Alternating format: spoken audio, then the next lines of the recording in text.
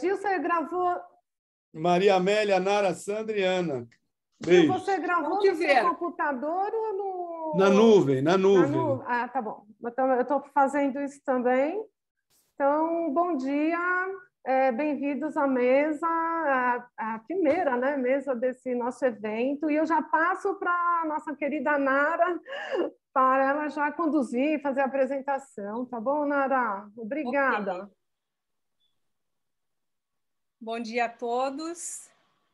Quero inicialmente agradecer o convite a François Soulard, Gilberto e Suzete para compormos essa mesa. Estarei coordenando a mesa, então, com as minhas colegas Maria Amélia Bulhões, da URGS, Ana Velar, da UNB, e Sandra Makowiecki, da UDESC, e eu sou Nara Cristina Santos, da UFSM.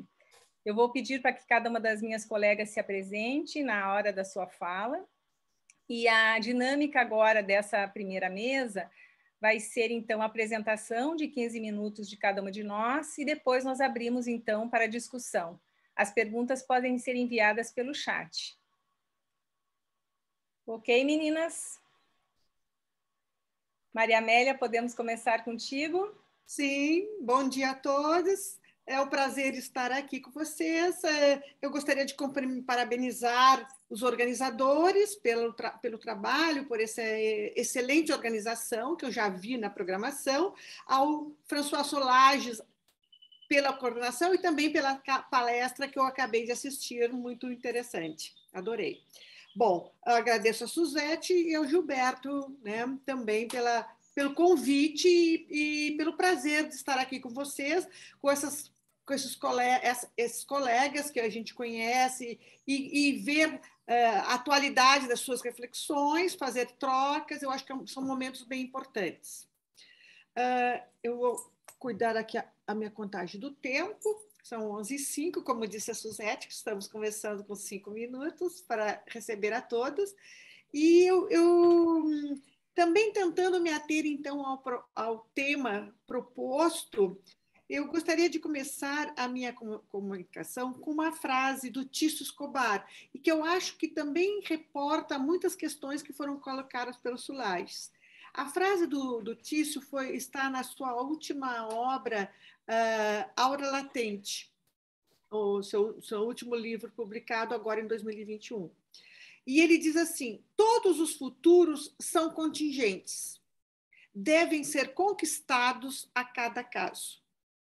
Então, eu acho que isso aponta, claro que o Soulard estava apontando para essa questão da perspectiva de um futuro aberto, mas aqui também o Tício nos compromete com este futuro aberto, nos compromete no sentido de assumirmos esta conquista, este ganho de um futuro no sentido em que nós queremos, em que nós pensamos que seria o desejável, já que todos estão aqui, todos estão contingentes e todos podem vir a ser.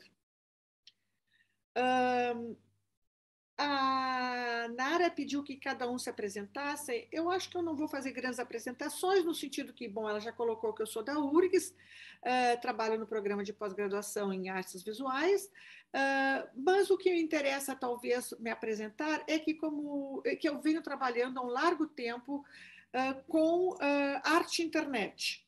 A minha primeira pesquisa, digamos assim, foi em 2005, quando eu comecei a olhar para a arte e tecnologia por acreditar que era importante que digamos assim, o meio de arte mais tradicional do qual eu faço parte como historiadora da arte, crítica de arte, curadora, enfim, o meio em que eu trabalho ao longo tempo, porque eu já tenho uma trajetória bem cumprida, como diz um amigo nosso, porque eu tenho mais tempo de pesquisa, não é porque eu sou mais velha.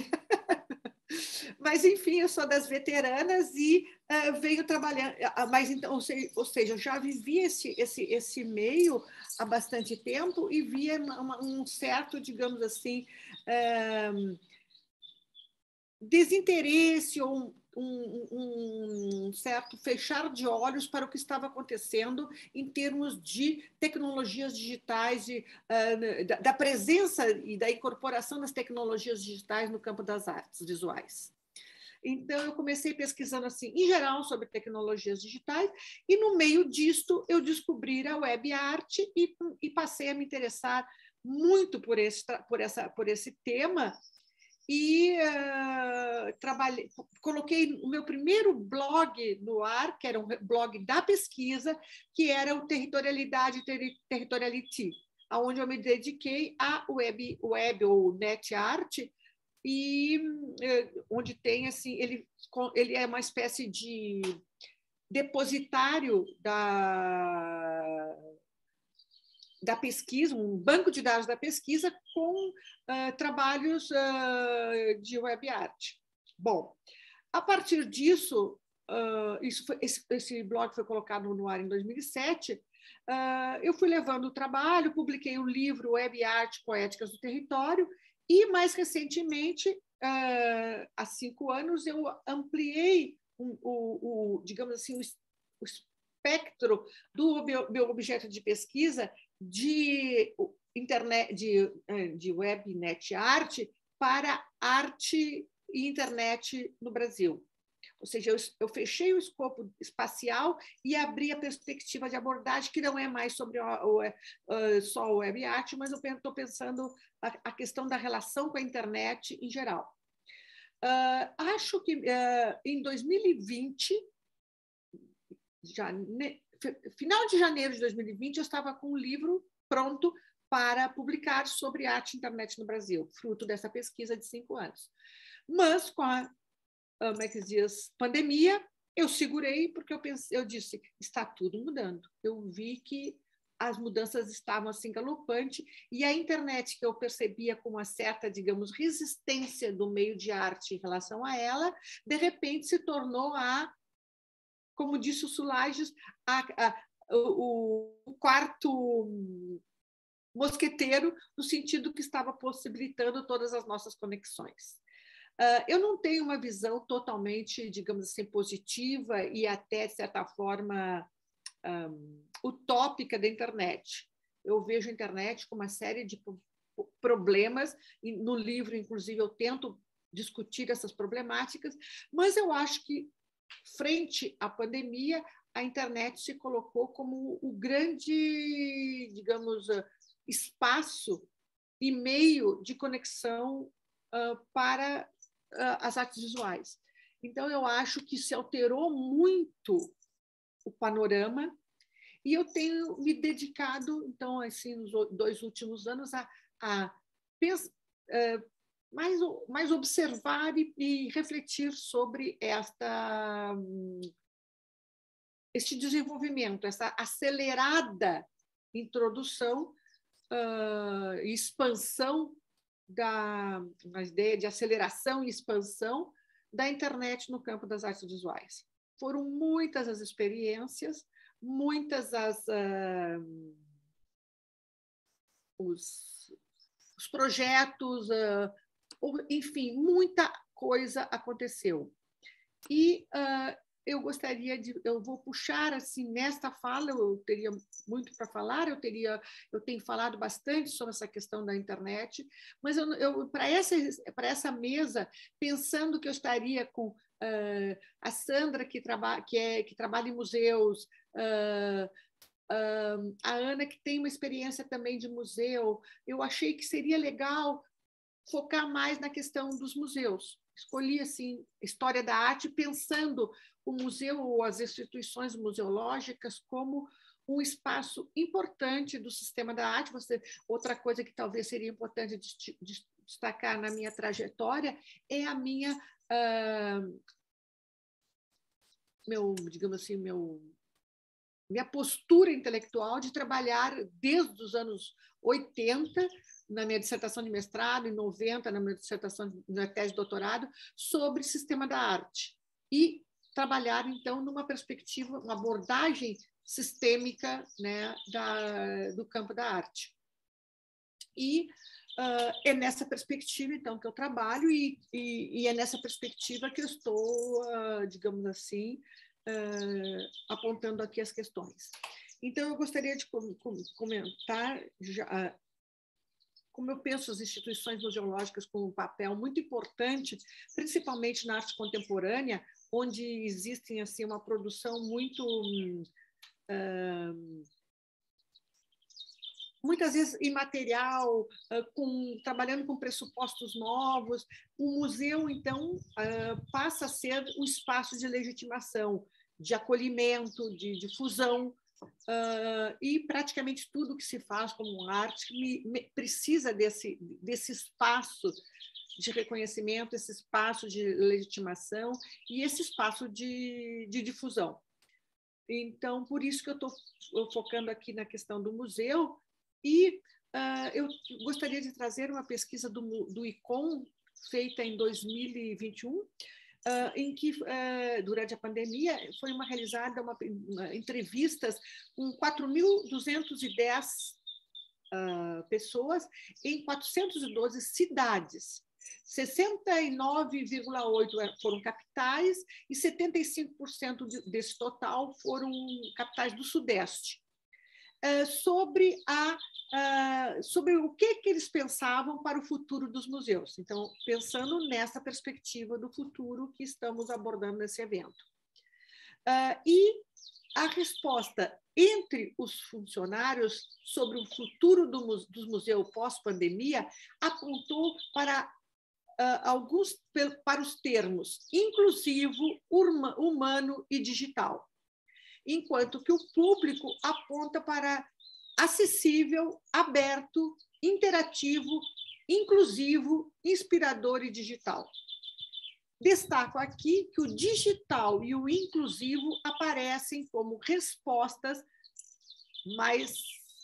tanto de colaboradores de museus, ou seja, aqueles que trabalham nos museus, como do público. Vou tentar agora compartilhar a minha tela sobre o projeto que eu gostaria de compartilhar aqui com vocês.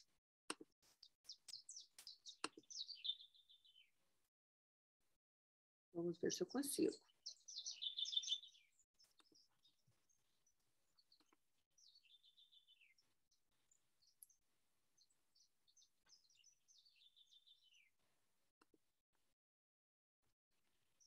Estão vendo?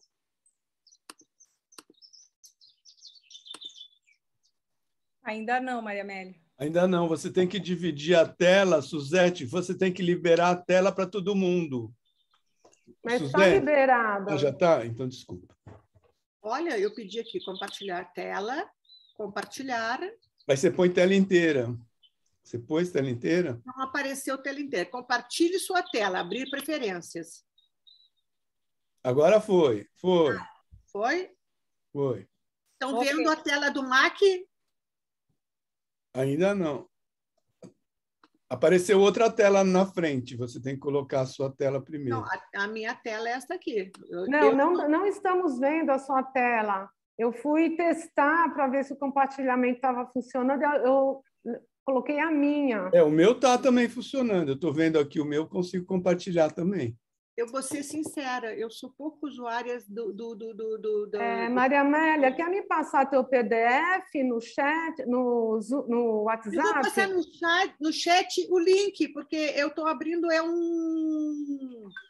como é que se diz? Um site? É um site? Que você tá Tá bom. Ah, tá bom. Passa o link que a Su projeta, então, para você. Pode ser? Melhor, mais rápido. Chat. Vou copiar ele aqui. Mas aí eu vou falando enquanto a Su faz essa abertura, tá? Que aí não atrasa. Ok. Foi. Tá.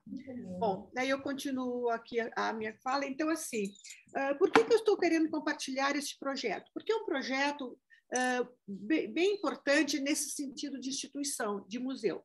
O Museu de Arte Contemporânea do Rio Grande do Sul, que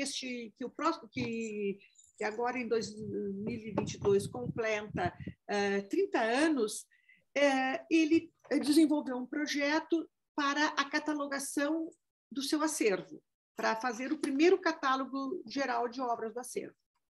E este catálogo foi um projeto que eu participei, eu fiz a coordenação da pesquisa, também fiz a curadoria da mostra inaugural.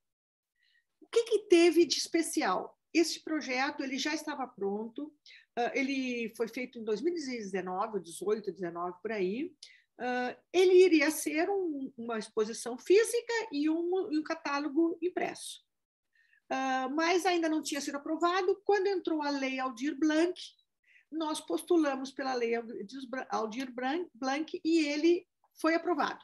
Então, esse projeto teve a coordenação geral da Vera Pelin, que é a produtora, e do André Venzon, que era o diretor do MAC-RS.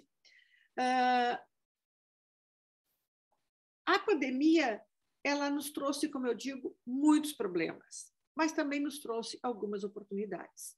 Então, o catálogo, que era para ser simples um catálogo somente impresso, passou a ser um catálogo também virtual. E aí, Suzete, eu gostaria que tu abrisse o catálogo virtual. Aonde é o catálogo? Onde diz catálogo, ele abre um catálogo virtual.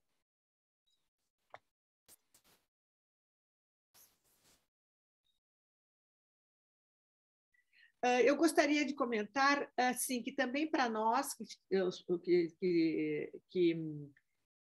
que realizamos o projeto, foi um desafio no sentido de assumir essas novas tecnologias, porque todo o grupo estava um pouco despreparado, porque afora eu que tenho uma experiência, digamos assim, mais do online, toda a equipe não estava, digamos assim, preparada para essa nova experiência. Mas foi muito enriquecedora, foi uma experiência desafiadora e, ao mesmo tempo, enriquecedora. Porque nós contamos com essa disponibilidade online e o catálogo vai ficar também se realimentando. Ou seja, se o catálogo impresso está pronto, está sendo distribuído, o catálogo online vai ficar disponível para a pesquisa e também ele tem versão português, inglês e espanhol, e ele vai nos possibilitar uma atualização permanente. Atualização, à medida que o acervo se atualize, também o catálogo online vai ser atualizado.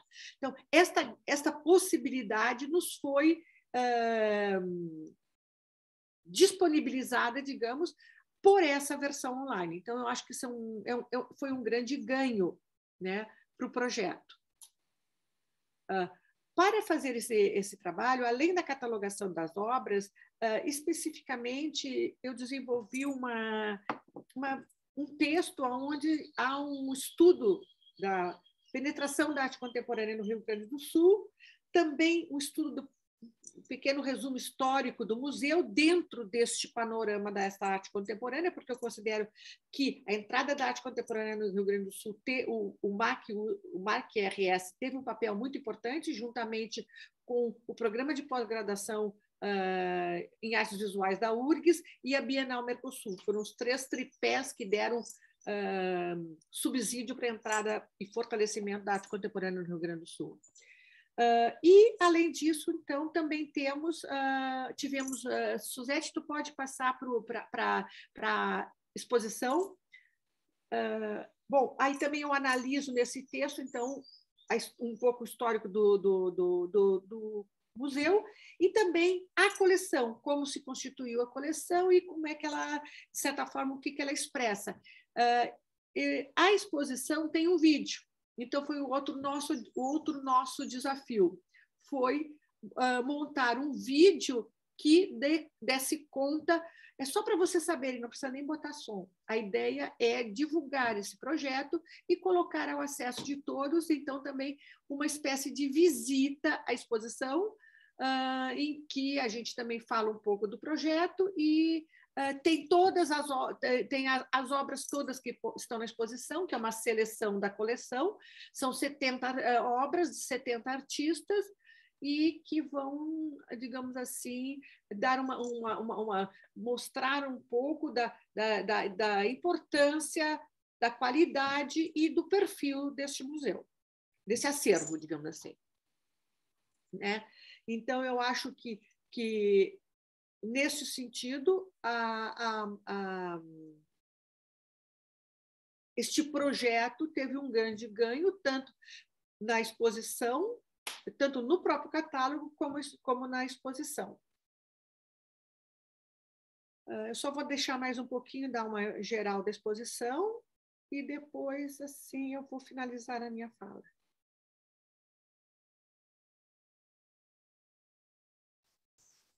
Nós procuramos mostrar assim, as diferenças, tendências, a contemporaneidade do acervo, a diversidade, o fato dele ter obras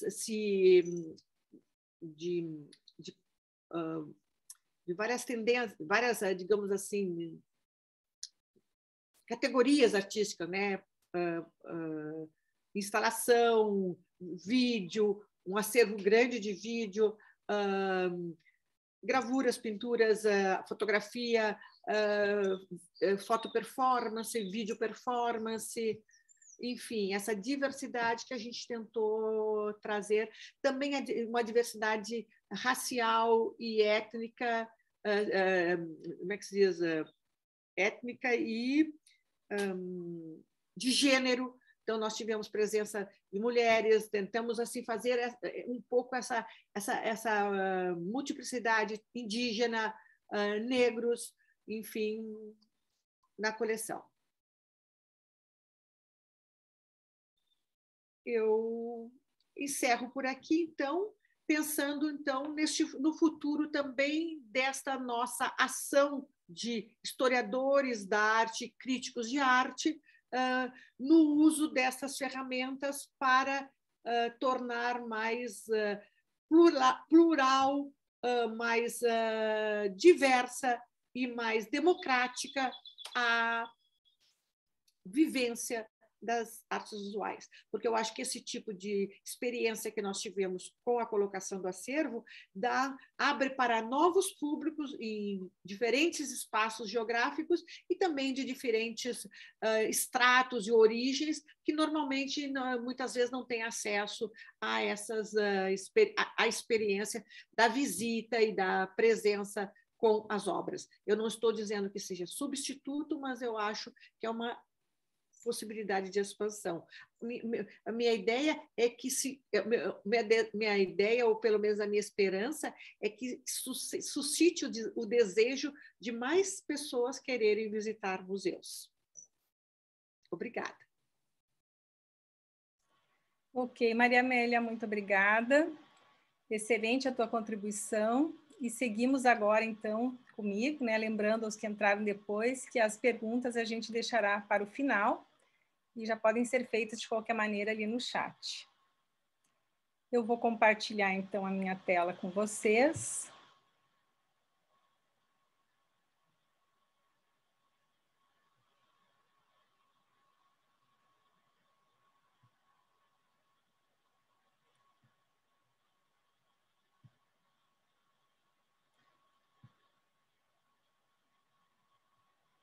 Já estão vendo, Su?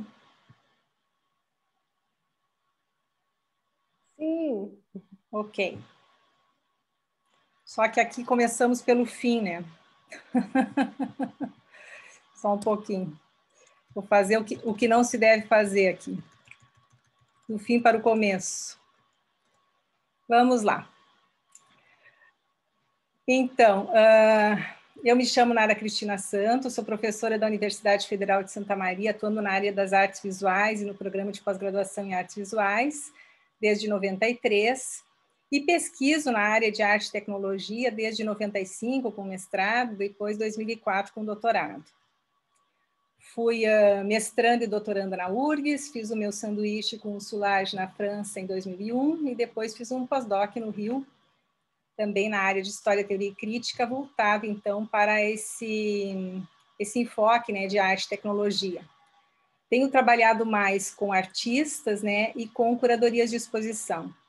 Então, eu vou compartilhar com vocês um festival que a gente organiza aqui em Santa Maria, já na 8ª edição, Festival Internacional, que é o Factors, Festival de Arte, Ciência e Tecnologia, como um desafio digital. Para ajudar a pensar um pouco também esse campo da história, da teoria, da crítica e da própria curadoria. Esse evento ele é organizado pelo Grupo de Pesquisa Arte e Tecnologia, pelo LABAR, laboratório que eu coordeno, é promovido, né, pelo PPG Arte, numa parceria com o TREF. E tem apoio, né, institucional, inclusive do recém-criado Museu de Arte, Ciência e Tecnologia, junto ao Planetário da UFSM. Aqui nós temos, então, o cartaz do evento. Ele integra já a 3ª edição da Bienal Sur da Argentina, em Buenos Aires. A cada ano esse festival ele acontece junto a um simpósio de arte contemporânea e reúne sempre, né, artistas brasileiros e estrangeiros em torno de um determinado tema. Nós temos também atendido, né, a Agenda 2020-30 da ONU, mantendo as questões de sustentabilidade, né, sempre para discussão. Só para começar, então, o Factors, nesse ano, ele parte das referências do Edgar Morin, para pensar a tecnologia digital, mas, sobretudo, a propagação digital. Nós pensamos que a ideia da propagação digital, pegando mais ou menos o link do Soulage sobre futurabilidade e da Maria Amélia também sobre internet, são outros modos, né, da gente apresentar ao público não apenas um evento, mas a produção dos artistas também, né, através da rede. Então, pensar essa propagação digital nesse ano surgiu também como uma estratégia expositiva para pensar o in loco, no caso da exposição que aconteceu junto ao marketing no Planetário, e o online, através das redes sociais do LABAR. E tendo como argumento curatorial sempre a transdisciplinaridade, mas como concepção esse ano, a propagação digital.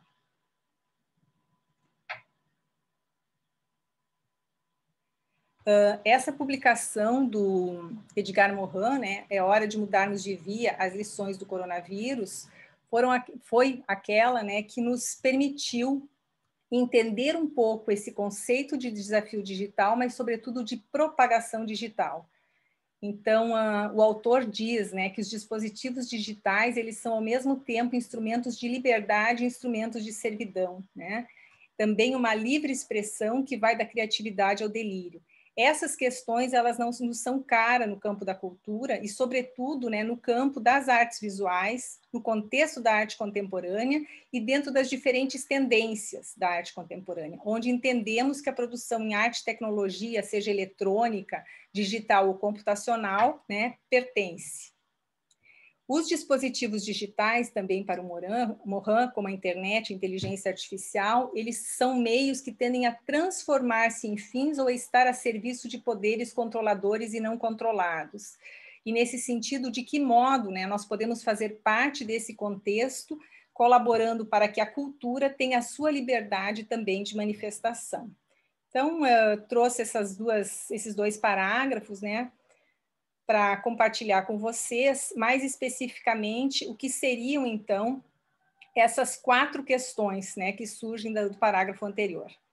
Então, primeiro, os desafios do pós-corona, segundo o Edgar Morin, são desafios digitais, e o desafio propriamente dito, ele se dá nessa propagação digital, nos dispositivos com instrumentos de liberdade e servidão, na internet da criatividade ao delírio e aos poderes controladores e não controlados.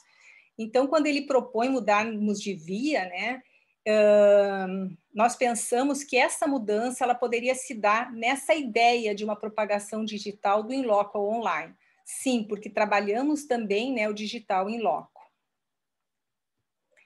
A concepção transdisciplinar que norteia, né, o argumento curatorial, ela é baseada em 2 autores, basicamente, quer dizer, são mais autores, mas em 2 fontes de conhecimento. Uma que é a Carta da Transdisciplinaridade, conhecida da maioria, do Nicolescu, Morin e Lima de Freitas.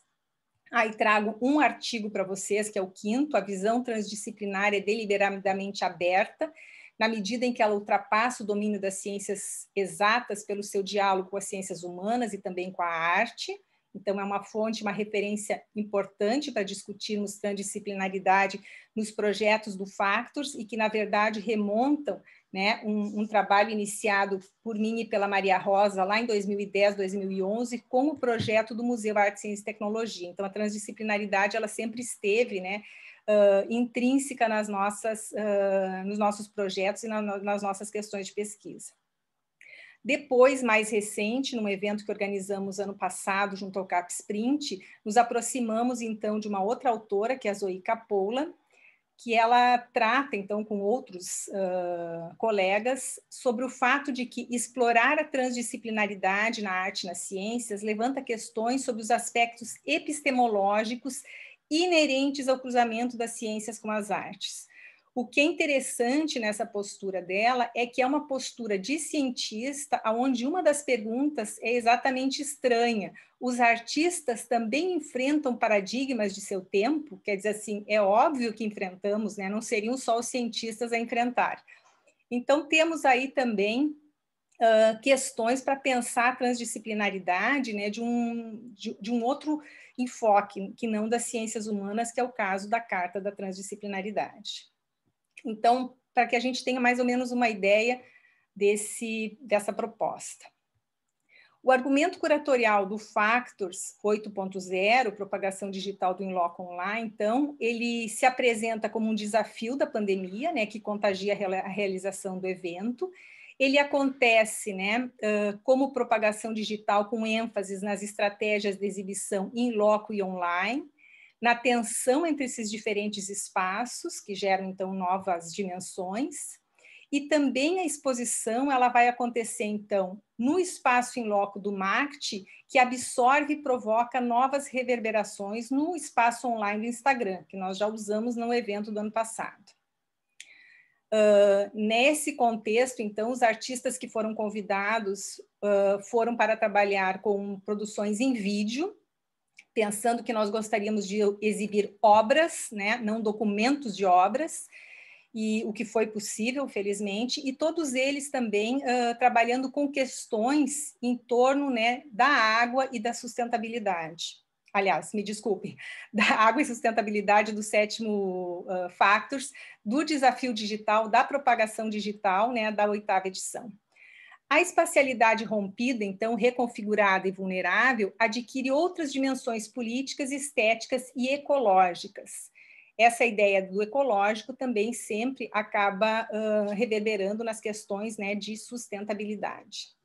Então, nesse ano, a nossa proposta foi trabalhar 11 obras a partir do ambiente, por exemplo, no trabalho de vídeo-poema do Fábio Fon, onde ele trata de um descaso da humanidade com o planeta. Nesse primeiro dia, né, da exposição que foi aberta no MACT, mas que depois foi online, nesse primeiro dia de lançamento, então, foi a obra Ambiente, também, a obra do Fábio Fon em torno de ambiente, a obra Tempo por Segundo, de Fernando Velasquez, que era um vídeo generativo, tratando também de fome, vírus, natureza, religião, colonialismo, e também a obra, né, de Laura Palavecino, que tratava de um vídeo documentação a partir, né, de um jogo, tratando de uma paisagem um pouco pós-humana, né, e nesse sentido buscando um pouco de estratégias para o futuro. Então, essas 3 obras fizeram parte da postagem do primeiro dia no Instagram, e no museu elas estavam, né, numa sequência uma ao lado da outra. Já para o segundo dia da exposição, nós trabalhamos, então, com a ideia de vídeo exposição e vídeo instalação com a artista Rebeca Stum, tratando de uma questão da natureza originária, de árvores, né, de cerâmica, trabalhando com os 2 diálogos do online in situ. Houve, inclusive, uma instalação aí no MASM, na cidade, mas no MACT foi apenas a projeção. e também a obra da argentina Ana Laura Canteira, com um vídeo documentação da atuação dela, né, de inalações territoriais, tratando dos poluentes. Então, trazendo aí também um diálogo entre essas duas artistas. Já para o terceiro dia, né, de postagens, nós trabalhamos com a ideia de filtro, com o vídeo documentação da artista Laura Catani Munir Clan, do Grupo IO de Porto Alegre. Os dois produziram depois, né, uma versão para o Instagram interativa, que ficou muito interessante, terminada a exposição. Para dialogar com eles, o trabalho do Juan Miceli, Filtrônica, também um vídeo generativo, buscando transfigurar, então, distintos corpos, gêneros e perfis. Já para o quarto dia de exibição, trabalhamos, então, com a ideia de algoritmo, com o Nick Mota tratando de um vídeo de inteligência artificial, né, a partir também, né, de um mapeamento que ele faz do próprio corpo, e com a Gisele Beigelman e o Ilê Sarturi do vídeo documentário experimental Inho, também dentro, né, de uma ideia de tratar de uma espécie de desigualdade ou de padrões de desigualdade social. E no quinto e último dia, os dois artistas que finalizam a mostra são o Lucas Bambosi, com Paredes Abertas, vídeos, projeções nos prédios em São Paulo, né, mostrando que seriam as confraternizações pré-pandemia, e também Carol Berger, com a obra Ethereum Entre, com a ideia de uma vídeo performance e a condição de isolamento urbano. Essas 11 obras, elas foram expostas uma ao lado da outra no MACT e foram expostas, então, no Instagram, nessa sequência que eu vou mostrar também para vocês agora de exibição. A curadoria foi minha e da minha colega Mariela Xereg da Untref. Temos feito essa parceria já há 4 anos, nas últimas 4 edições do Factors. Assistência curatorial da doutoranda Cristina Landerdal, da mestranda Fabiola Assunção e da graduanda Juliana Caleiro, e apoio curatorial das graduandas Flávia e Livier Coco. Todo esse trabalho foi desenvolvido, né, pelo Labar com diferentes equipes, né, tanto de internet, de design, equipe gráfica. Bom, e esse evento, então, como eu comentei no início, ele integrou o Museu de Arte, Ciência e Tecnologia, que é um projeto que existe há 10 anos, e que teve, então, o seu espaço confirmado agora em 2021. O projeto do museu existia com ações expositivas a cada ano, mas efetivamente agora em 2021, então, com a sua inauguração, fizemos todo o Factors 8 presencial no espaço do mezanino do planetário, embora não tivéssemos visitação, mas ele serviu, né, para que nós fizéssemos o registro da exposição com vídeo também, como todos os anos. Deixo aqui com vocês, então, também o link do museu.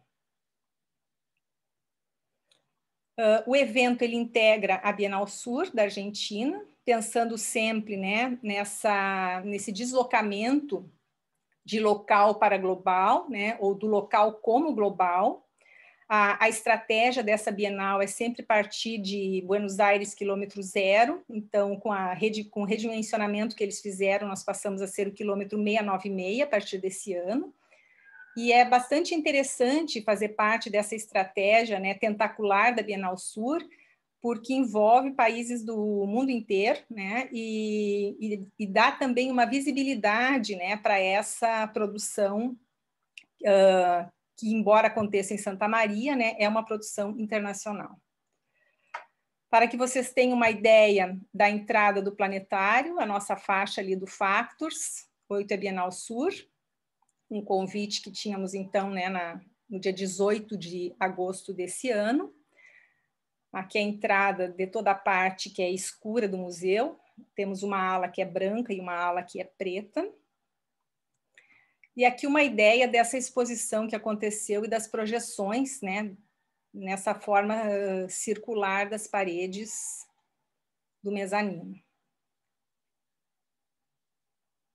Então, as obras ficaram nessa sequência que eu apresentei, uma ao lado da outra. E aqui a equipe, né, de montagem, junto também comigo e com a Cris, o Fernando Codevilla, colega professor lá do PPG Arte, e o doutorando Raul Dotto. Bom, essa foi a estratégia, então, em loco, né, no planetário, no marketing, no mezanino, e aí tivemos a estratégia online, que foi no Instagram do Labar. Já tínhamos tido uma experiência no ano anterior, e agora, então, foi possível, né, usar de alguns outros artifícios já para esse ano. Fizemos, então, toda a postagem, esse ano com uma interação maior através dos stories, e essas seriam as postagens fixas. Aqui vocês têm uma ideia das 11 obras postadas numa sequência. E aqui nós temos, então, a tríade, como é que ela acontecia, né? Cada uma dessas 11, como é que elas aconteciam na tríade. A primeira tríade com os dados da curadoria, a segunda, aliás, a primeira postagem, o primeiro card com os dados da curadoria, o segundo card com os dados da obra, um link para o YouTube, né? Temos um canal do YouTube onde todas as obras desse, dos factos anteriores e vídeos estão, e um terceiro card com a mediação, né? E aí a mediação esse ano também se aproveitou um pouco mais dos stories depois da experiência do ano passado. O carrossel da curadoria em 10 cards tinha uma primeira imagem do Factors, mais os dados da equipe, depois a obra, e aí a ficha técnica da obra, e acompanhando ao lado já o texto curatorial. Então, usamos a mesma estratégia do ano anterior para isso. No caso do carrossel e da obra, né, a primeira imagem da obra, a segunda o link para o canal do YouTube, onde a obra, então, pode ser vista. E o carrossel da mediação, que na verdade era só um card, né, e as interações pelos stories. Bom, esse trabalho ele é feito, então, com os meus estudantes e orientandos, né, de graduação e pós-graduação, mestrandos, doutorandos, tem colaboradores também. É um trabalho que eu venho desenvolvendo junto ao simpósio, que já está na 16ª edição, e exposições anteriores também ao Factors, que está na 8ª edição, então sempre é resultado desse trabalho do grupo de pesquisa. O resultado, enfim, ele está disponível tanto no site do Labar, quanto no Facebook, no YouTube e no Instagram, né? E a gente tem também, né, um filminho que foi feito da exposição desse ano, que vocês podem depois acessar, então, pelo site. Eu gostaria de... Então, parar aqui de compartilhar e comentar com vocês que estou só tentando entrar na tela de novo aqui, isso. Tenta, Nara, subir. Isso. Deu. Gostaria, então, de compartilhar com vocês que essa experiência e essa estratégia de realização do festival, ela, ao mesmo tempo que fomentou e propiciou, na verdade, a gente ter mais espaço de solicitação, digamos, junto à reitoria para um espaço físico do museu, ela também propiciou aquilo que muitos de vocês já estiveram aqui, Su, Gilberto, que muitos de vocês já vivenciaram, que é o fato da gente aliar um evento, um simpósio, né, com uma exposição para gerar discussão, para se ver obras e para se reafirmar também a nossa produção em arte e tecnologia. Conforme aquele artigo que eu publiquei ali na Porto Arte, né, das 4 exposições, isso não foi uma ideia só minha, né, Suzete? Isso se baseou em experiências anteriores, inclusive a de Brasília, dos eventos que eram feitos também com exposição. Então, não tenho dúvidas que a Universidade Federal de Santa Maria, o Programa de Pós-Graduação em Artes Visuais, vem colaborando efetivamente para a divulgação, para a produção, para a divulgação, né, e para também a afirmação, no bom sentido, dessa produção em arte e tecnologia. E o MACT vai realmente, né, a partir desse ano, nos dar um outro nível, digamos assim, né, de contribuição. Era isso que eu tinha para compartilhar com vocês e espero ter ficado no meu tempo, né? Eu que estou coordenando a mesa. E já passo a palavra, então, para você, Sandra Makowiecki. Muito obrigada. Oi. agora eu me dou conta, né, que eu deveria ter falado antes com a Maria Amélia e com a Nara o que elas vão apresentar. Porque quando eu li o tema Teoria, História e Crítica, e eu conheço a proposta da Retina e do grupo de vocês, que está sempre bastante ligado à tecnologia, né, que é um foco. E evidente que quando a Maria Amélia começou a apresentar, e também falou que eu dirijo um museu, sim, eu coordeno um museu, que é o Museu da Escola Catarinense, e poderia falar sobre ele, até porque as questões que a Maria Amélia ali aponta dessa pesquisa do mundo, de incluso, digital, né, museus no qual se espera, inclusive com o Museu da Escola Catarinense, agora eu estou concorrendo a um prêmio com o FAP, que é de Inovação, Ciência e Tecnologia em Museus. E eu deveria mesmo era ter me preparado para apresentar isso. Mas vou falar de outra coisa agora, né, o que já está aqui na telinha, mas quero dizer assim que esse projeto meu no Museu da Escola Catarinense, eu fiz uma pesquisa em 73 museus no mundo que tem o mesmo tipo de tipologia, que é a educação escolar.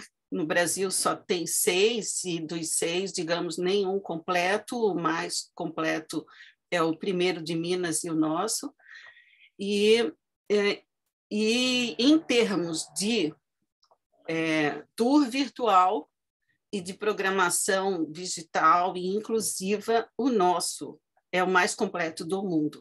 Então, eu digo isso assim com muito orgulho, né? Deveria ter apresentado isso aqui, mas vamos ter outras oportunidades. Realmente, talvez, agora eu estou representando Santa Catarina nesse prêmio COFAP, e o resultado nacional sai agora dia 9, e estou, né, no aguardo. Acho muito difícil, né? Pesquisador, ciências humanas, ganhar prêmio, destaque em inovação, ciência e tecnologia, e eu não estou apresentando isso para vocês, agora não me conformo. Bom, mas eu vou falar... Já está falando, Marco, já está falando. Já estou falando, mas não estou mostrando, porque seria a beleza de ver, né, aquelas imagens também belíssimas do museu.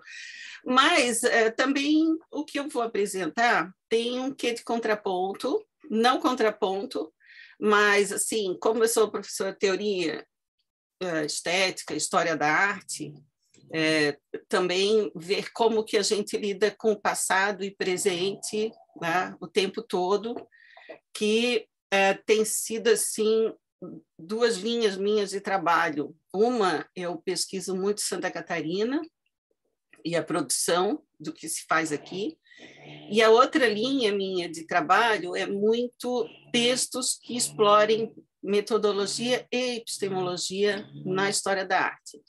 Então, o que eu vou apresentar aqui hoje tem mais a ver com isso, metodologia e epistemologia da forma que eu trabalho, né?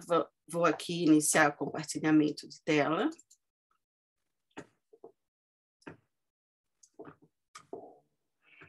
Me digam se está ok?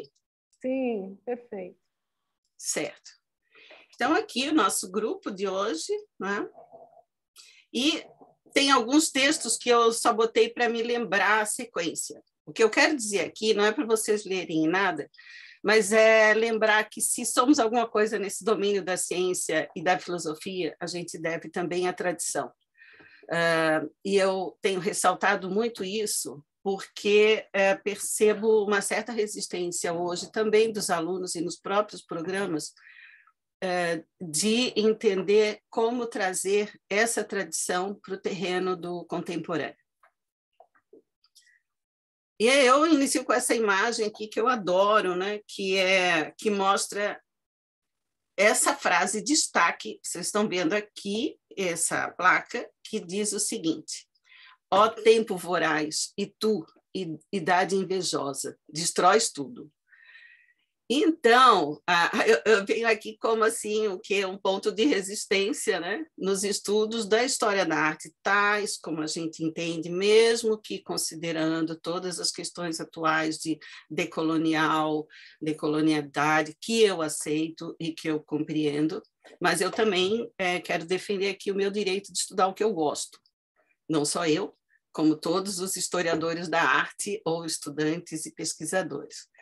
Aqui está, né, o relógio do sol, só reforçando já nessa imagem que tem várias ruínas, o artista que se coloca ali prospectando o passado, mas também se coloca ali antevendo um futuro.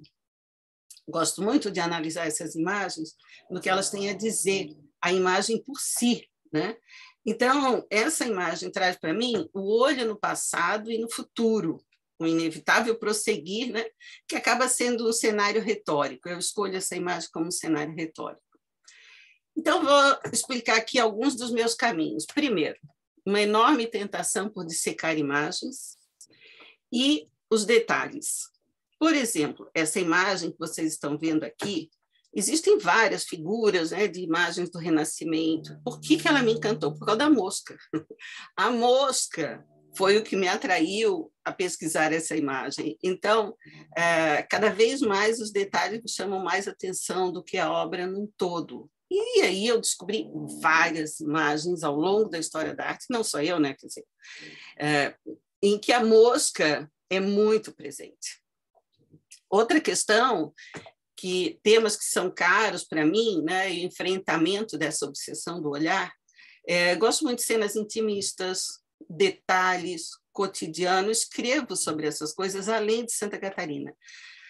Quando eu pesquiso Santa Catarina, eu tento táticas de enquadramento interpretativo que vão além desse vocabulário regional, local, tardio, popular, tradicional.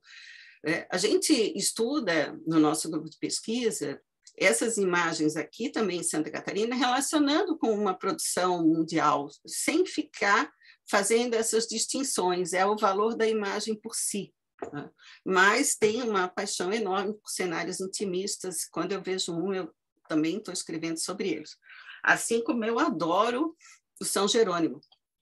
Digamos que ele é uma das minhas imagens fantasmas, né, são algumas imagens que me atraem em particular.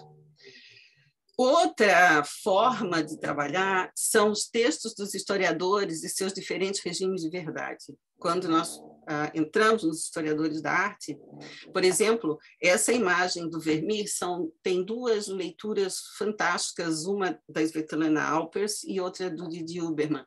Ambos analisam a mesma imagem de duas maneiras completamente diferentes, ambas extremamente válidas e ambas extremamente legítimas, digamos assim, né? Porque, claro, a obra é aberta.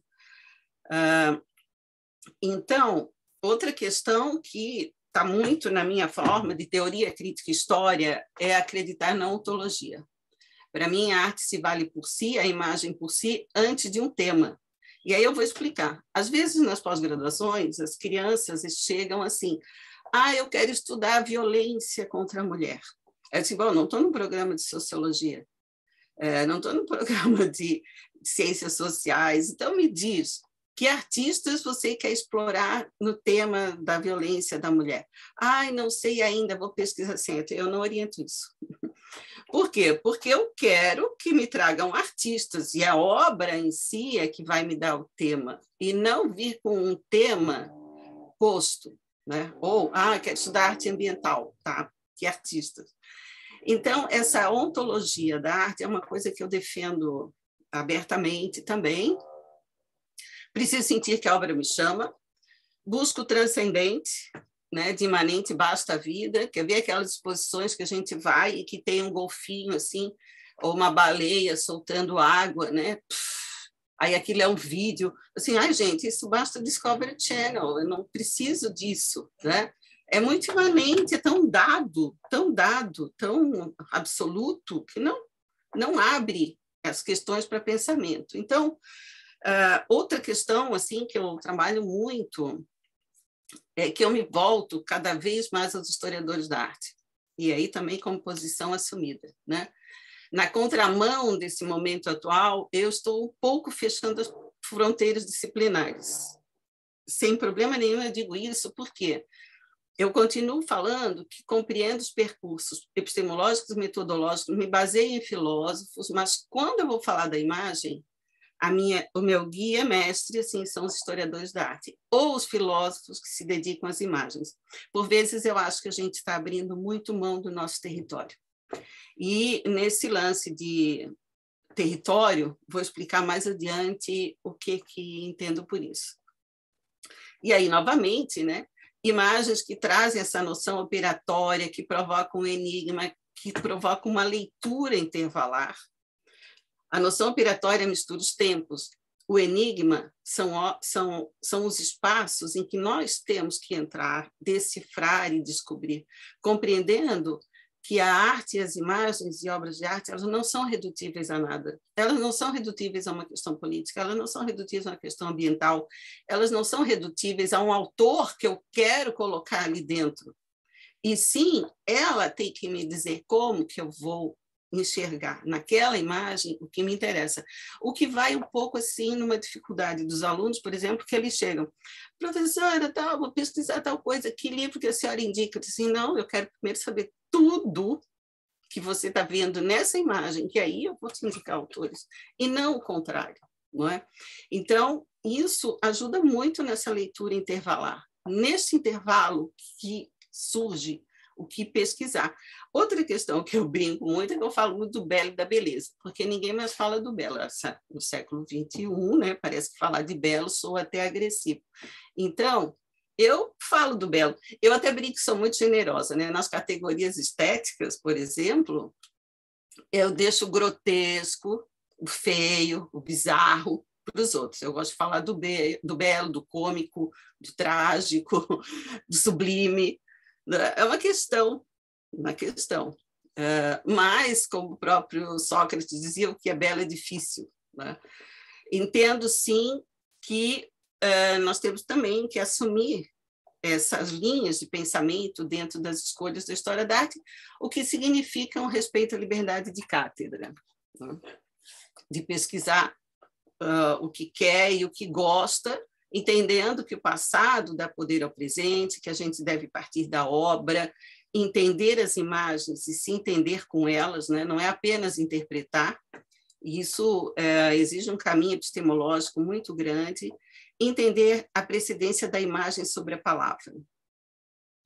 Por exemplo, também o contato direto com os monumentos em história da arte. Vejam, eu escrevi um artigo sobre na cidade de Bourges, quando eu vi essas imagens lá em cima, né?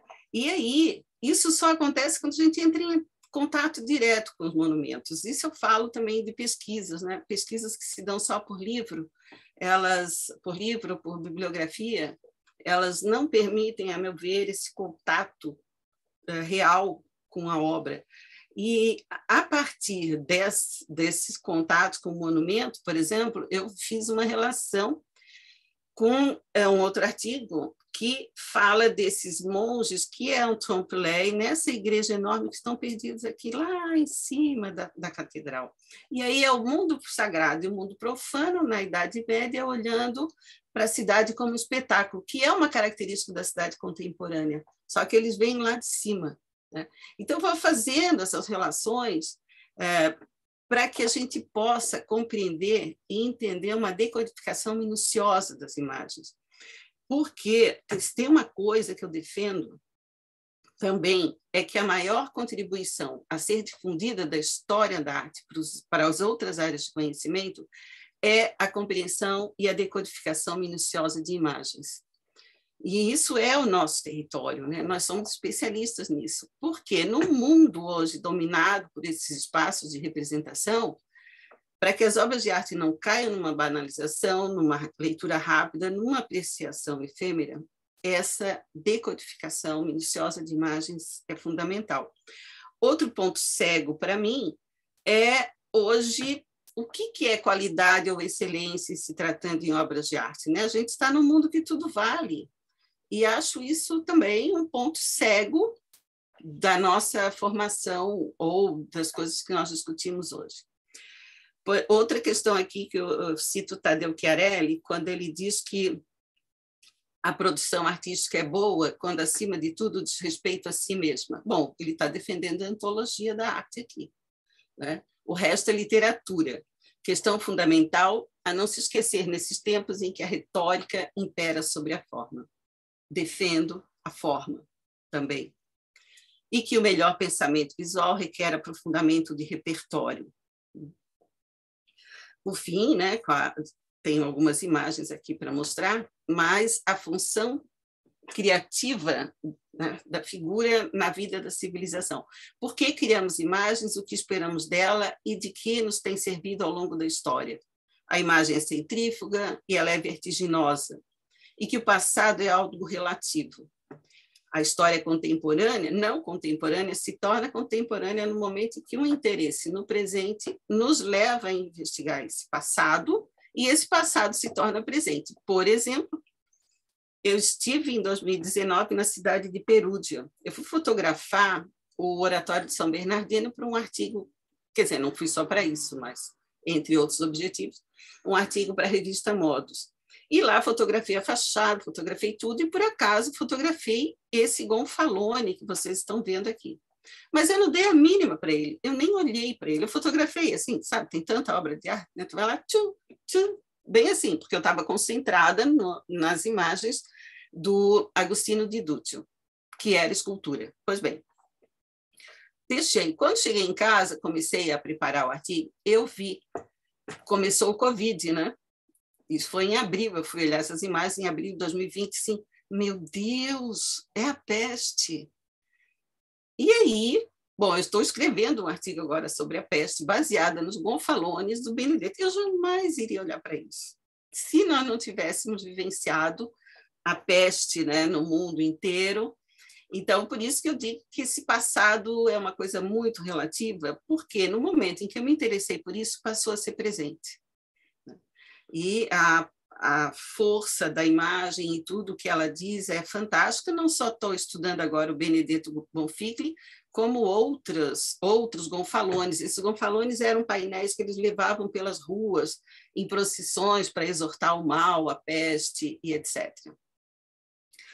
Gosto de falar que a essência do legado antigo é a contínua problematização da própria noção de legado, e que a gente não pode deixar de lado tudo que nos precedeu. O Gombrich sempre fala isso também, que devemos alcançar no passado, que a memória deles nos alimentem sempre. George Perec, toda obra é um espelho de outra. Georg Steiner, se a gente larga esse passado, entramos numa amnésia planificada. Harold Bloom, que as grandes obras da literatura não surgem formadas, mas por um processo intensa luta com aqueles que nos precederam. Até tirei a meu aqui. E algumas correspondências possíveis rapidamente. Vejo aqui um arquivo. É um arquivo da Roma Antiga e da Roma Moderna, mas vejo aqui um outro arquivo também. Né? Hilda. Aqui, por exemplo, nós temos um capricho arquitetônico. Esse capricho arquitetônico é Moisés sendo salvo das águas. Veja, uma completa montagem numa cena improvável, mas que muitos tomam como real, né? E não conhece, vai no museu, vê isso e acha que aconteceu. Se for assim, pensando assim, montagens atuais, imagens fotográficas. Então, o dispositivo é o mesmo. A técnica muda, mas o pensamento já estava lá. Aqui são várias imagens que se misturam, né, numa montagem. Gosto de pensar que esse artista fez uma selfie. Né? Em 1500, ele fez uma selfie. Olha só, se retratou olhando para o Coliseu, né? O Coliseu está ali, e ele está aqui também, 2 vezes, né? Selfie 2 vezes.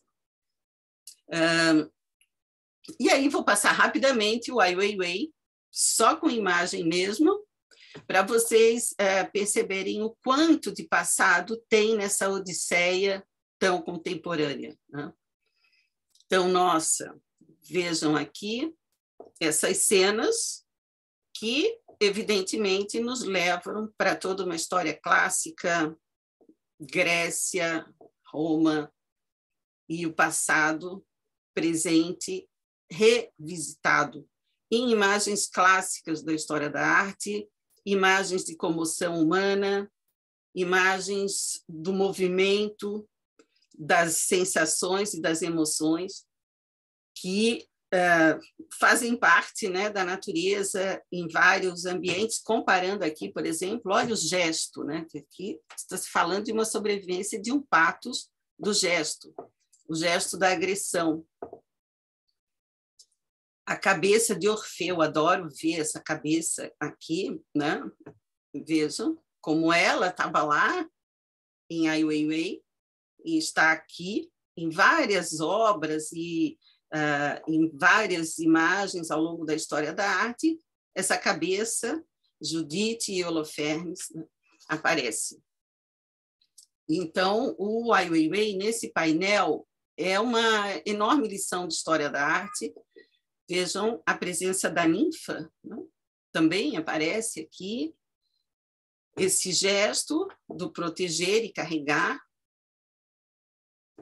o gesto da morte, o luto, a dor do luto. Vejam essa imagem aqui, com essas imagens aqui, né, que nós estamos mostrando. Eu estou tentando mostrar essas correspondências. Mais uma tão conhecida nossa, de Michelangelo, estava também presente nesse painel. Olhem que fantástico essas cenas de carregando o filho, o luto e a morte. E aqui presente, vocês lembram, aquele menino, né, que morreu, um dos refugiados na beira da praia, também está aqui na obra do Ai Weiwei, quando ele fez também uma performance na mesma posição. Então, finalizando, essa Odisseia, ela detém esse vigor do presente que, para os clássicos, explica-se por ser a encarnação de certo modelo atemporal. As obras de arte, tanto as clássicas, elas são tão essencialmente históricas que trazem a história dentro de si. Toda obra, ao se escrever, escreve também sua história. E o Ai Weiwei demonstra isso, né, na sua Odisseia.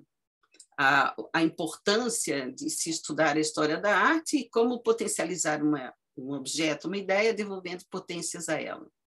Assim, por trás dessa reeducação do olhar, existe um propósito que insiste na forma aberta. Mas entendo também que nós não podemos deixar de lado esses poderosos recursos da história da arte contra uma história única, revelando profunda empatia pelo outro no sentido forte da palavra. É isso, rapidamente e brevemente, assim, correndo, e sei que provavelmente ainda passei do meu tempo. Desculpem. Ok, Marco, muito obrigada. Obrigada por esse revival aí, acho que foi bem interessante, esse teu vínculo também de passado e futuro através do Weiwei, muito bom. E seguimos agora, então, com a Ana Avelar para encerrar a parte das apresentações e depois abrimos para perguntas. O pessoal já pode ir fazendo pelo chat também, se quiser. Ok, Ana, é contigo. Muito obrigada, Nara. Primeiramente, obrigada a todos os organizadores por nos convidarem para estarmos aqui juntos, juntas, podendo trocar, né? Coisa que a gente tem tão pouco tempo para fazer. Vocês pedem para eu me apresentar. Eu sou professora de Teoria Crítica e História da Arte da Universidade de Brasília. Meu assunto de especialização é a arte contemporânea, especificamente brasileira, né? A crítica de arte e a curadoria no nosso ambiente. Eu vou compartilhar uma breve apresentação e vou colando um pouquinho aqui o meu texto para tentar não passar muito do tempo, mas também, Nara, fique à vontade para me interpelar se eu estiver fugindo, né, do tempo proposto. Então, vou seguir o texto, porque eu quero, inclusive, agradecer e chamar atenção para os nossos organizadores aqui do evento. Eu estou num evento promovido por colegas docentes, pesquisadores, artistas, que vêm realizando pesquisas nas artes digitais há pelo menos ou por volta de 3 décadas. E por isso eu me sinto verdadeiramente honrada em estar aqui hoje, sendo que a minha experiência é bastante recente nesse campo.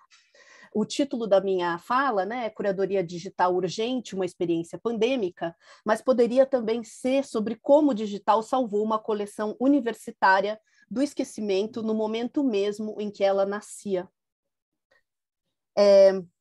Os organizadores e organizadoras desse evento, bem como as colegas da mesa, perceberam o significado das ditas arte mídia ou das artes digitais, entre tantos outros nomes que denominam e podem denominar essa produção, e defenderam seu espaço num sistema artístico pouco disponível para especificidades dessa discussão.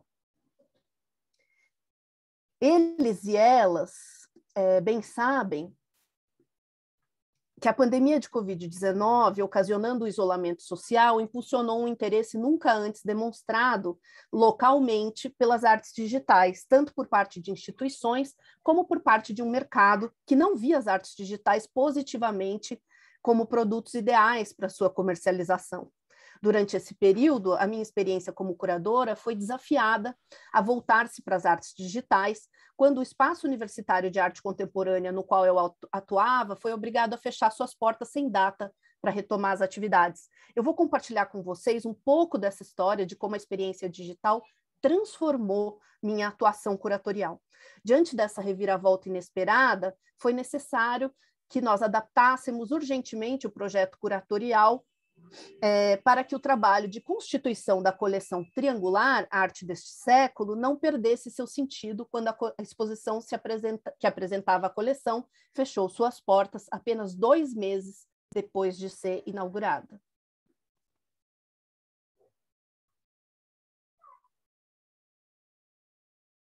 Desse desafio, nasceu o projeto Casa Niemeyer Digital, Ações Educativas, uma iniciativa constituída por estratégias adotadas para explorar e difundir a coleção a partir dos meios virtuais, como resposta à limitação de visitas presenciais.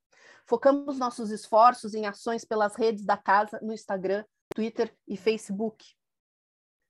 A primeira proposta digital... a primeira proposta de ação digital consistia na principal ação no Instagram da Casa Niemeyer, denominada como Ocupação Triangular. Uma vez por semana, artistas da coleção ocupavam o perfil da casa por 24 horas, realizando postagens sobre assuntos diversos, tais como sua produção, a de colegas, temas da atualidade, etc. O resultado, ao longo de semanas de ação, foi a criação de um repositório de ideias sobre a arte contemporânea brasileira, disponível a qualquer pessoa que acessasse nossa conta. As atividades promovidas nas redes sociais da casa ampliaram seu público, que em maio de 2020 chegou à marca de 4.000 seguidores no Instagram, em apenas 6 meses, sendo que no começo era 0, né? Outro avanço no projeto da Casa Niemeyer Digital foi o oferecimento de conteúdos acessíveis por meio de legendagem de vídeos e a tradução em Libras. Todas as atividades desenvolvidas são fruto de vivências e dos novos desafios gerados pelas condições atuais, o que foi estabelecido a partir da experimentação no ambiente digital e de feedbacks quantitativos e qualitativos proporcionados pelas redes sociais. Essa experiência desse projeto digital nos despertou, e eu falo em nós, né, porque eu sou acompanhada de uma equipe de estudantes, hoje em dia com representantes em vários lugares do Brasil, né, nos despertou para a necessidade de imersão nas artes digitais, resultando na produção da mostra Tá Me Vendo, Tá Me Ouvindo, Narrativas do Digital, na qual investigamos essa produção, buscando manifestações que se posicionassem politicamente diante dos acontecimentos recentes, envolvendo a pandemia e a nossa situação nacional. Após ampla pesquisa, escolheu-se a plataforma Tumblr por ter se constituído como uma rede social pouco visibilizada na atualidade, particularmente depois do advento do Instagram, e que passa hoje a ser uma via possível, pois contando com fácil interação do usuário em termos de programação. Escolher essa plataforma também é parte da estratégia de assumir as limitações institucionais e realizar a ação diante de um quadro de precariedade intrínseca. Eu vejo com muito bons olhos, né, a universidade da minha colega Nara, que apoia, né, essas iniciativas curatoriais e digitais.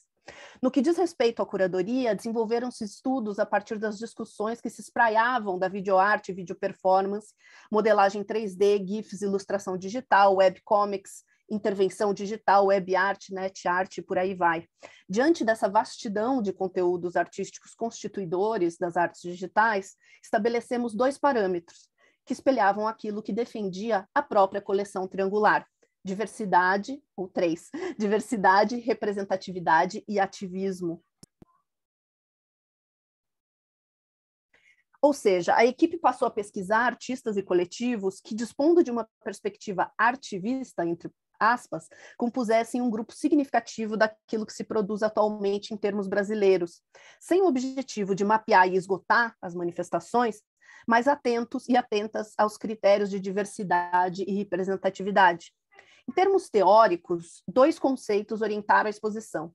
Encontramos, por meio de pesquisa direcionada sobre artes digitais, porém, mais especificamente, artes digitais associadas aos ativismos em rede, uma vez que compreendemos ser essa a vertente que mais interessaria uma curadoria como essa em nosso ambiente acadêmico.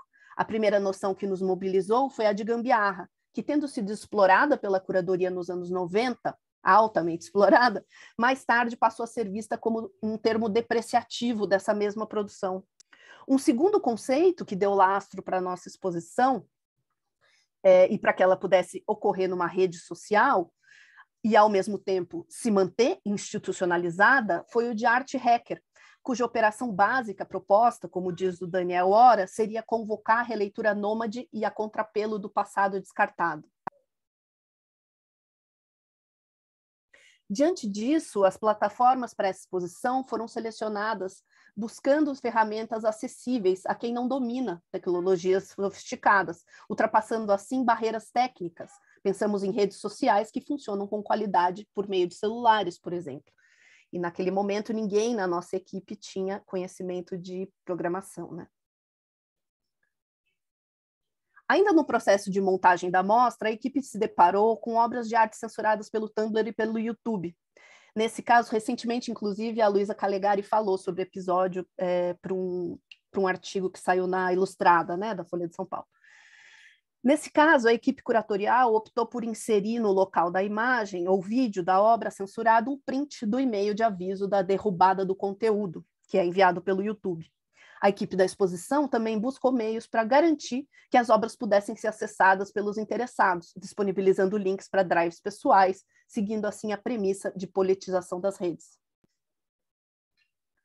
A exposição Tá Me Vendo resultou na criação do grupo de pesquisa e academia do grupo de pesquisa Academia de Curadoria, que desenvolve pesquisas em estudos curatoriais e apoia instituições, fundações, espaços independentes e artistas que desejam desenvolver projetos pedagógico-curatoriais, mas cuja estrutura é insuficiente, seja física, digital ou de pessoal.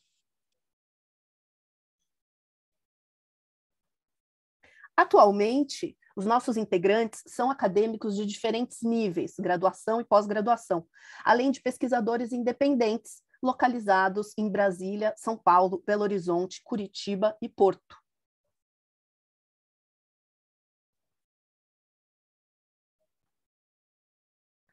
Hoje, nossos projetos estão voltados para a esfera digital, e a mostra em exibição neste momento, que se chama Vigas Mestras, Outras Narrativas Concretas, realizada a partir do acervo livre e amplamente sistematizado do Instituto de Arte Contemporânea, o IAC de São Paulo, que também traz inúmeras possibilidades para compreender as artes concretas em nosso país. Selecionamos os arquivos de Emerlindo Fiammingue, Lothar Charroux, Luiz Saciloto, Cérvulo Esmeraldo e Willis de Castro. E abordamos esses fundos, né, do ponto de vista de temas como as relações afetivas, o expressionismo em contraposição ao concretismo e a rejeição crítica de artistas de fora do eixo Rio-São Paulo, entre outras questões sociais e identitárias.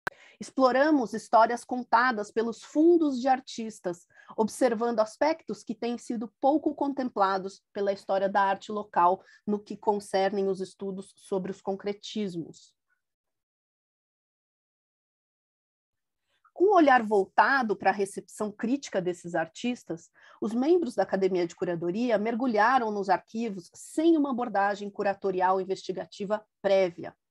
A partir dessa primeira pesquisa, o material foi organizado segundo perspectivas alternativas em relação à historiografia da arte concreta no país. No decorrer da pesquisa, percebemos como, entre as várias histórias contadas por esses fundos, ocorreram cruzamentos desconhecidos e até mesmo questões focadas pelos debates contemporâneos no cenário artístico, muitos dos quais ainda possuem poucos estudos. os abordando a partir do objeto concreto das artes.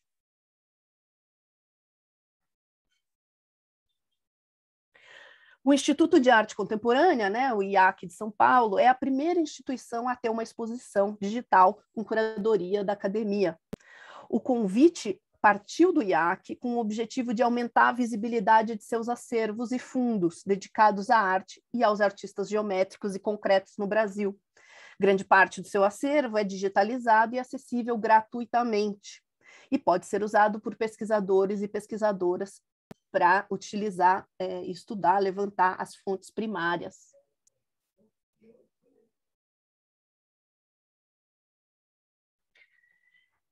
A mostra digital, que está disponível hoje no site da academia, e fica até dezembro de 2021, nela estão previstas ações de ativação como forma de mediação da mostra. Além das intervenções nas redes sociais, serão lançados e-books com material produzido pela pesquisa, um webinário que já ocorreu, com diversos convidados e podcasts.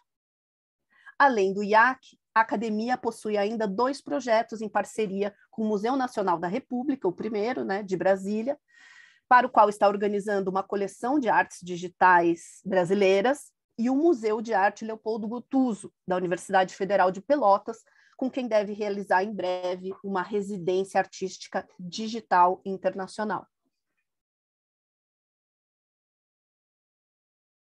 Diante disso, eu devo dizer que a experiência digital de ordem coletiva, colaborativa,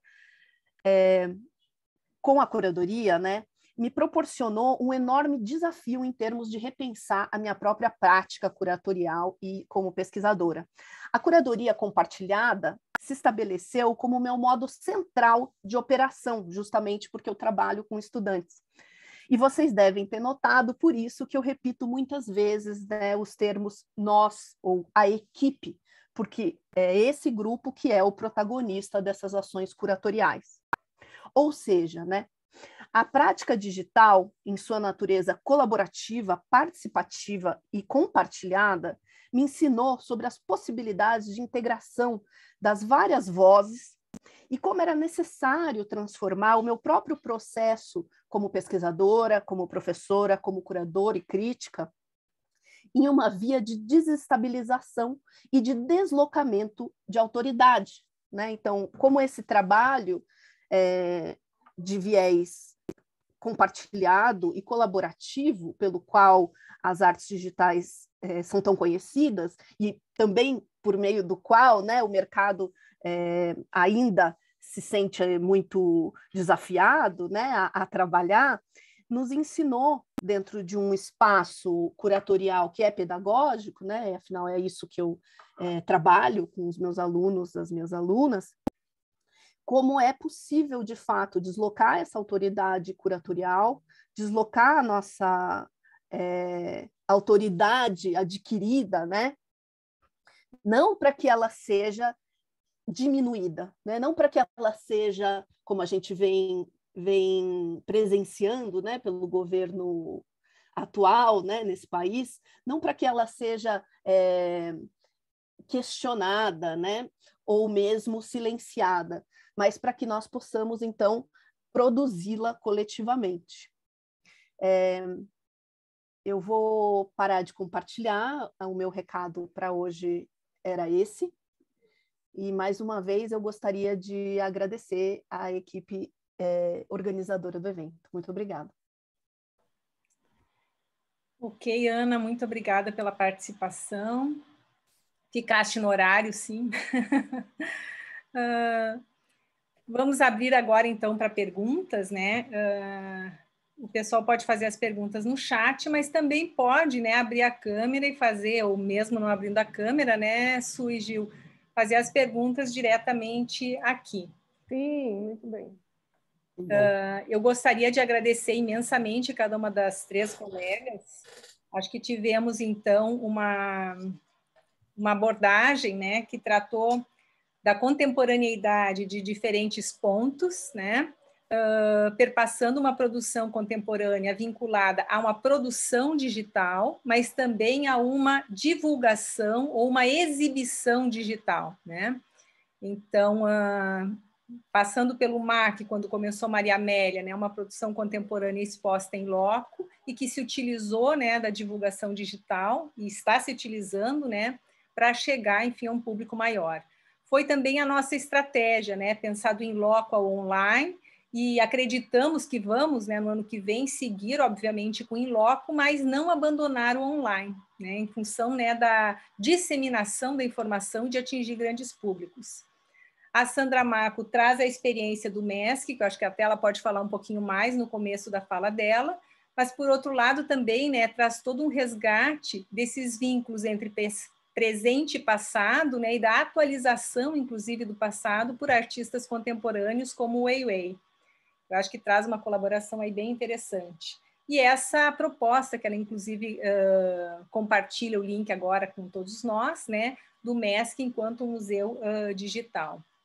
Encerramos com a Ana, fazendo, então, jus, né, a essa mesa, nessa relação de pensar, nesse ambiente pandêmico também, né, essa proposta de uma curadoria digital, estratégias para isso, né? Estamos aprendendo todos na medida em que estamos fazendo, né? Acertando mais, errando menos, mas sempre aprendendo.